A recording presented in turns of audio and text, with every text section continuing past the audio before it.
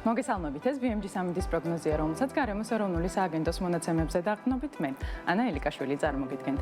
2 ოქტომბერს სრულიად საქართველოში დროგამუშავებით ღრუბლიანობა მოემატებს უმეტეს რაიონში, ხანმოკლე წვიმასაც უნდა ველოდოთ. დასავლეთ საქართველოში +25 მთიან რაიონებში კი +23 გრადუსია მოსალოდნელი. აღმოსავლეთ საქართველოში +19 გრადუსი ფიქსირდება, მთიან რაიონებში კი +18. რუსთავში +16, მარნეულში +12, თელავში +14, სიღნაღში +16 გრადუსი, ომალოში +13, ლაგოდეხში +10, ცხინვალში +14, გორში +15 გრადუსი ფიქსირდება, სტეფანწმინდაში +11. ბაკურიანში +9, გუდაურში +5 გრადუსია მოსალოდნელი. ბორჯომსა და ახალციხეში კი +18 გრადუსი უნდა ველოდოთ.